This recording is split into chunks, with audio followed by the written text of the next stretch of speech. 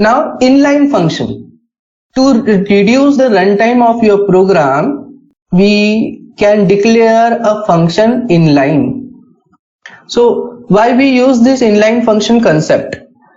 If you write a member function and you call the member function, your control is transferred from the main program to the member function, then the member function get executes, then the control is transferred to again the main program and execution begins.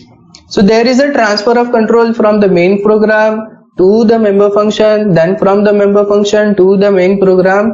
Time required for execution of your program increases. To reduce that, if your function contains 2-3 lines of code, directly your code is binded to the object. Means control transfer will not be done directly at the place. Suppose you write s.get, control transfer is not done, directly get function is executed, so transfer time, control transfer time is reduced. So how to convert the function, member function, to bind it to the object? What you can use, you can precede the member function by keyword inline. So if we see this example, you have class operation, it has members a, b, add, multiply, divide. It has member function get sum, difference, product, division. Outside the class, via scope resolution operator, you are giving the definition of the members. So void name of the class, get function. What does get? A and b. It is preceded by the keyword inline. Same, void operation class, sum function, addition of a and b displaying, but it is preceded by the keyword inline. Void operation, scope resolution operator, difference, it is calculating the difference of a and b, it is preceded by the keyword inline. Similarly, product and division. So when you call s.get, as get is an inline function, control transfer is not done. Directly get function will have the code, it will execute at its place and output will be shown. Similarly, sum, difference, product, division.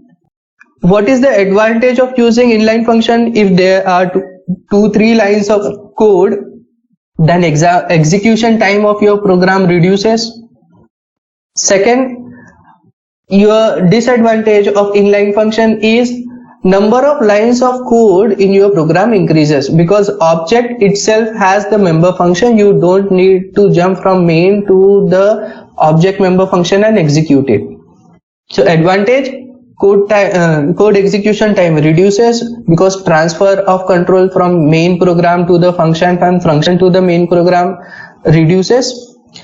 But number of lines of code increases as the object contain member as well as member function binded to it.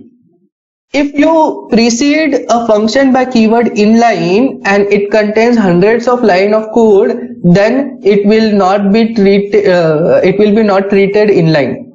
That is the condition. You should have few lines of code, then only the code will be treated as inline by default by the compiler and control transfer will not be done. Otherwise, if contains 100 lines of code and you precede it by the keyword inline, then also the control will be transferred, execution will be done and control of return will be done. So at the runtime, at the compile time, compiler decides which function is to be converted into an inline function and which function is not to be converted into inline function.